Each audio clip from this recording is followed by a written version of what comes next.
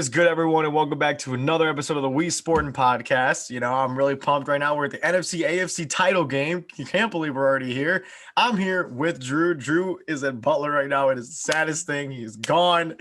All right. He's on the same town as me right now, and it's really depressing. But we have Drew in his setup at Butler. I'm here. Yeah. Hey, we're making this work. Yeah, we're going to make it work. I mean, we're still going to be coming out with weekly bangers for you guys, though. Drew's going to be a little distant with school. I'm starting school back as well, but we're going to crack out videos for him, right, Drew? We're going to crack them out. Absolutely. Come on. We'll find the time. Yeah, we got the time for it all. All right, so NFC AFC Championship. Can't believe we're here. Let's start off with, I believe, the first game. The first game is the NFC. Yeah, NFC.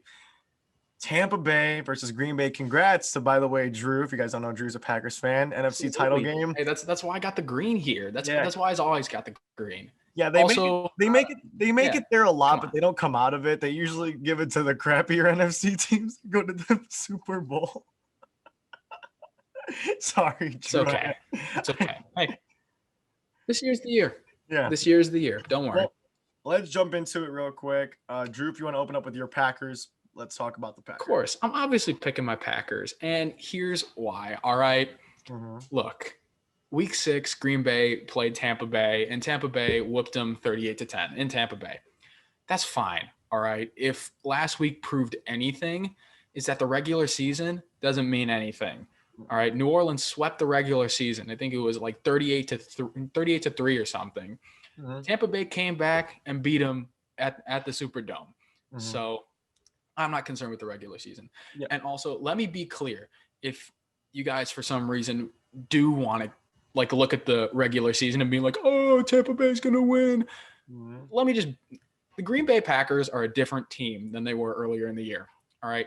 They got weapons back. They figured themselves out on defense. Their offense is firing all cylinders. Look, we put up 32 on the number 1 ranked defense. All right. If that don't tell you that this offense is darn near unstoppable, I don't know what will. All right. I'm taking my Green Bay Packers. There's no debate here. Come on. Got Rodgers, the MVP, Adams, best wide receiver in the league, Pro Bowlers everywhere, offense, defense, special teams, you name it. Come on now. We're looking like the Super Bowl champions right now. Ooh, that's a bold statement. And here's the thing. I like the Green Bay Packers as well. The thing is, ever since actually that Tampa loss, I don't know if Drew knows this or not, but probably he does. They are 9-2 actually since that Tampa loss. I do know that. In Tampa. Aaron Rodgers has been playing like an MVP. We saw last game, of course, in that Los Angeles Rams game. We saw Aaron Jones come out playing amazing. I think that's one thing that Tampa needs to really watch out for is that they're going to start utilizing Aaron Jones. We saw in the first game that they had in the regular season, week 6, that there was a lot of passing, issues between Rodgers and I think that was Adams' first game back, though. And I think, miscommunications, of course. But one thing I do want to talk about the Green Bay Packers, and I can't believe I'm saying this man's name, is I want to talk about Allen Lazard coming out this Sunday. We saw Allen Lazard against that Rams secondary go out and for 4 receptions, 96 yards and a touchdown. Impressed me. He was the leading receiver as well for the Green Bay Packers, and I was really impressed by that. He really proved that there are people in that in that wide receiver core instead of Davante Adams. And I'm a huge fan of Allen Lazard now after last game. He played amazing. I mean, Green Bay Nation, the main problem that Green Bay had to address in the draft was obviously the wide receiver room. All right, Devin Funchess, we signed him in the offseason. He opted out. That's fine. All right, so we stuck with Adams, right, an elite receiver, and then we had Lazard and MVS. All right, and there were questions. Could the young guys step up? And I feel like this season is a validation of, yes, they absolutely can. All right, it's fine that we didn't draft a wide receiver. All right, maybe the Green Bay Packers know what they're doing. All right, because Rodgers is playing like an MVP, and they're right back where they were last year. Because last year they were at the same position, and last year I didn't feel as confident. I felt okay going into the 49er game last season, but I didn't feel confident. Now I feel confident that we're going to beat the Buccaneers. Yeah, and as we sit here and we talk about Green Bay's offense and how elite it is, I do want to touch on their defense as well, if you don't mind. Green Bay secondary is going to have a challenge this Sunday. No doubt about it. You guys are covering Mike Evans, Chris Godwin, Antonio Brown, Gronkowski, Scotty Miller. I mean, I'm just listing these guys' names just because of the fact that these are guys' names you can't run off of. And I do believe that, guys like Mike Evans, Chris Godwin, I don't think they're gonna have that as big of games. I personally think that they will not have as big as games because you're going up against guys like Jerry Alexander, Kevin King, Adrian Amos, Darnell Savage, a great Packers secondary. And one thing I do believe is that one thing I did think we discussed in our divisional round is that you guys, the Packers have underrated linebackers, very underrated linebackers. You have Darius Smith, Christian Kirksey, Preston Smith. I think you guys need to start blitzing on Tom Brady if you guys We do want. need. Well, that's the thing. That's something that I wanted to get into in this game. Mhm, The key, not for Green Bay defensively, but Tampa Bay defensively also, is mhm, that they need to put pressure on the quarterback mhm. because both Aaron Rodgers and Tom Brady have been playing at a very high level lately. But that very high level drops significantly when they actually get pressure on them and there's guys in their face and the other team is blitzing. So I feel like, I'm more confident in the Packers offensive line than the Buccaneers offensive line to stop them, but that Buccaneers defensive line can cause some problems for people. So I think offensively, both teams just need to keep their quarterbacks clean, and defensively, they both need to get after the opposing quarterback. And I feel like the team that will be able to do one or both of those things will win the game. Yeah, very true. And as we talk about Drew's Green Bay Packers, I do want to get into the Tampa Bay Buccaneers. Tampa Bay has been electric in these playoffs, no doubt about it. They posted 61 points throughout these playoffs. We saw 31 on Washington, 30 against New Orleans. How do you see Tampa Bay playing out in this offense, Drew? I mean, how do you see it? What's their biggest key this Sunday going in there against Green Bay? I think Tampa Bay's biggest key offensively, other than keeping Tom Brady clean, is finding a rhythm, because something that you haven't touched on is where this game is being played. Tom Brady, when he signed with the Buccaneers, said, "You wouldn't catch me living in the Northeast." Mhm, And this game is in frozen tundra, Lambeau Field, Green Bay, Wisconsin. mhm, It's cold, it's snowy, it's miserable. And guys like Brady and Gronk that have played in the cold, yeah, that's fine. They played in New England. They know how to play in the cold. But other guys like Godwin, Cameron Brate, right. Ronald Jones, can they put their snow tires on? I don't know. Mhm, And finding a rhythm in the snow is very important. We obviously know that Green Bay can do it. It's their home field, and home field advantage is very, very clear here. And if mhm, we can go back to the Tennessee game, 40 points on the Titans in the snow. They have no problem playing in the cold. mhm. Now, but can the Tampa Bay Buccaneers offense step up to the challenge and find their rhythm in the frozen tundra? Yeah. One thing, and I did forget to tell you this, but one thing I do want to start doing now, I know we're getting into the late into the season and we're getting the last 2 weeks. I want to display a hidden player. Drew, if I let me explain that to you. What's one guy do you secretly think that can have a big game going into this and into our matchups this Sunday? Yes, I'm starting this a little late, but this is also an idea that I kind of thought of. So, late guy, who do you see being a hidden gem in an offense? Who could you see exploding? On Tampa Bay's offense, I personally see Antonio Brown having a big game tonight, a big game against them. Reason being is that you brought up the snow. Where where did Antonio Brown get his career started in? Pittsburgh. Hey, Pittsburgh.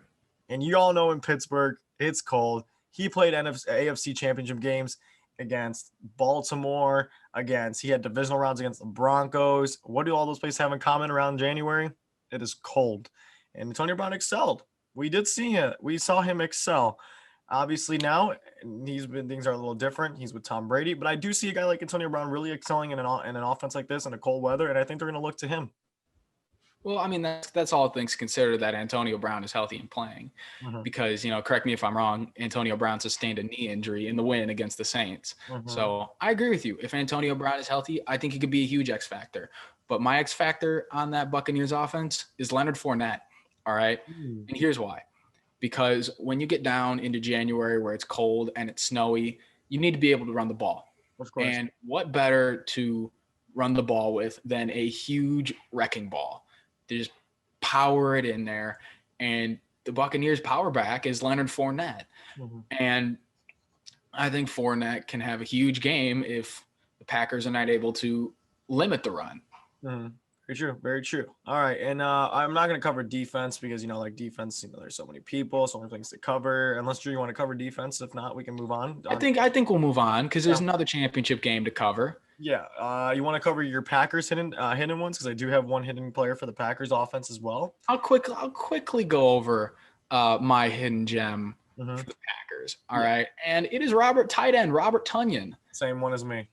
See, I think Robert Tonyan has been a more integral part of this Packers offense than people realize. I mean, he caught 11 touchdowns in the regular season. I mean, it was second most among tight ends other than Travis Kelce. He's actually tied for first. Oh, it's tied for first. Even better. Yeah. Tied for first with Kelce. Even better. I think that connection that Rodgers and Tonyan have, I think that could really play a big factor in the pass game. Yeah, no, 100%. And I do see Robert Tonyan being a hidden gem as well.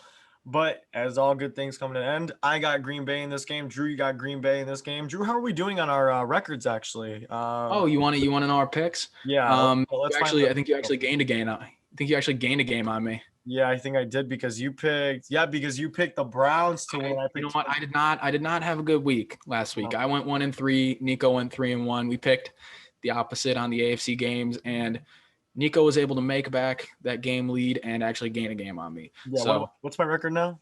You're 7-3. I'm 6-4. It's all right though. 7-3, boys. We made it. We finally made it. Okay. All righty. So next game is now the Kansas City Chiefs versus the Buffalo Bills. First of all, congrats to the Buffalo Bills making it here. Haven't been here in a while. This game is. What do you want to say about this game? Because I think I know what you're trying to say. Yeah, and you're gonna take the words out of my mouth. Take them out of my mouth, Drew. All right. This game depends on one man, Patrick Mahomes II. Patrick Mahomes able to go? Is he going to be healthy? All right. He's in concussion protocol. He's clearing the steps. He's making progress currently. Whether he's still going to play this week is TBD. But I think whether Mahomes plays at quarterback for the Kansas City Chiefs is going to have a big impact on this game. And I think the Bills' margin of victory widens if Mahomes sits.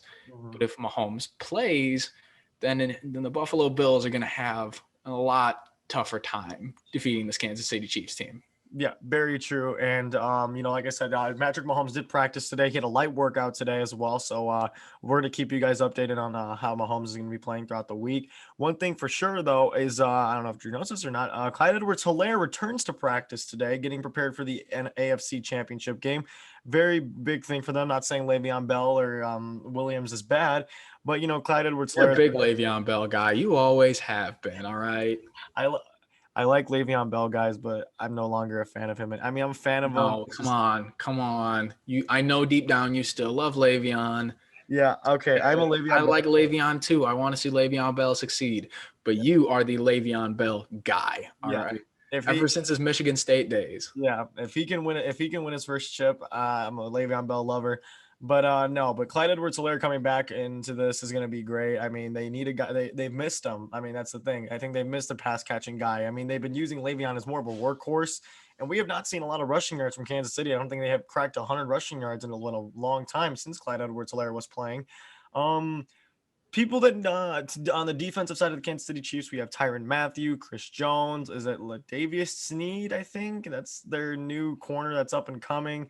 Rashad Breeland did leave. Rashawn Fenton. You got all these guys that can just fly around. Daniel Sorensen. I think this Kansas City defense, it definitely has its flaws, but when asked, it can step up to the challenge. Oh yeah, 100%. However, the one team in the NFL that can stay with the Kansas City Chiefs pound for pound is Josh Allen and the Buffalo Bills. 100%. All right, that has been made very clear. Yeah, the Bills offense with Stephon Diggs, Cole Beasley, we already know their weapons. All right.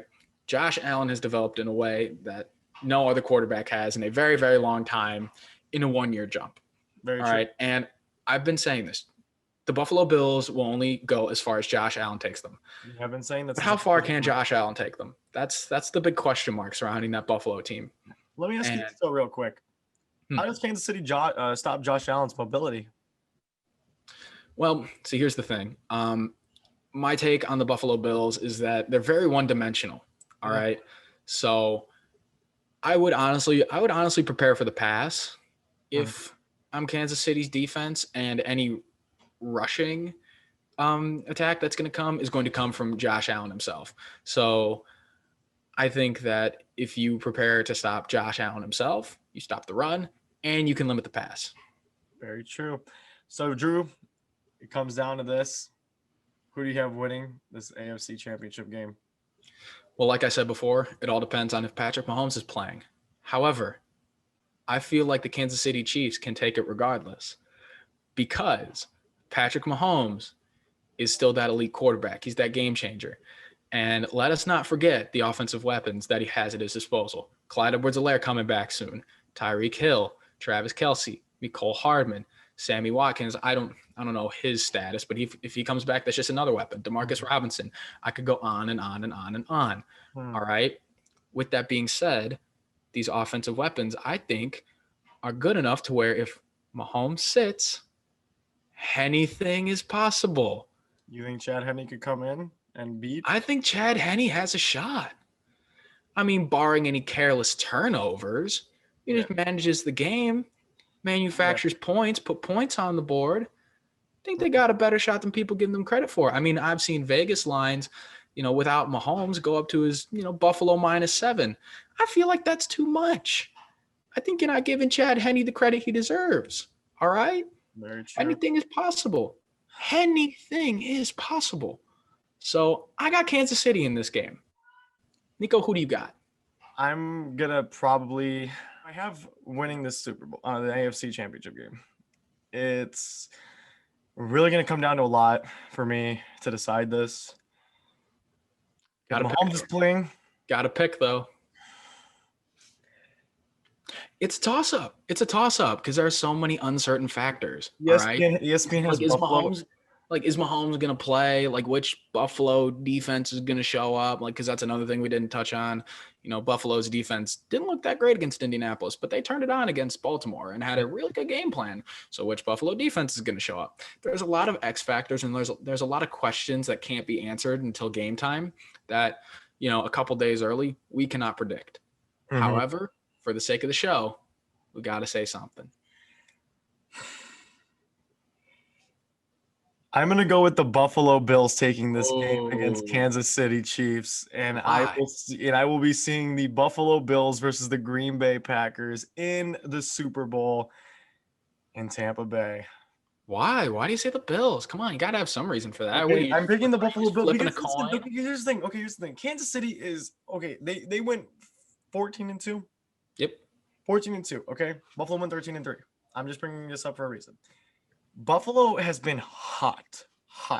So is Kansas City. But Kansas City, yes, they won their games. They won the things that were necessary. But Kansas City didn't really look like the Kansas City we saw last season. When we, say, for instance, Drew, let me ask you this. When you turn on ESPN, who did you see? What? Did you see how Josh Allen was succeeding, or did you see how Patrick Mahomes was succeeding? Oh, of course. Well, of course you see Patrick Mahomes. He was the reigning MVP of the league last year. You turn on Patrick Mahomes everywhere you went. But here's the thing. I saw a lot of Josh Allen. I saw a lot of Stephon Diggs. I saw a lot of Tre'Davious White in that Bills defense. I've seen a lot of Buffalo Bills, okay? And I personally see the Buffalo Bills being as hot as they are. I can see Stephon Diggs burning Rashad Breeland and Tyrann Mathieu. And here's the thing. I like to see excitement. And honestly, Josh Allen versus Aaron Rodgers, that is a classical. That's a classic right there. That's an instant classic. I don't care what anyone says. It hasn't even been played yet, but I know if that Super Bowl happens, instant classic. You got guys who are somewhat mobile with big arms. They both have number 1 and 2 receivers. Devontae Adams, Stephon Diggs. Drew, let me just imprint this matchup to you. You have Aaron Rodgers versus Josh Allen. Aaron Jones versus Devin Singletary.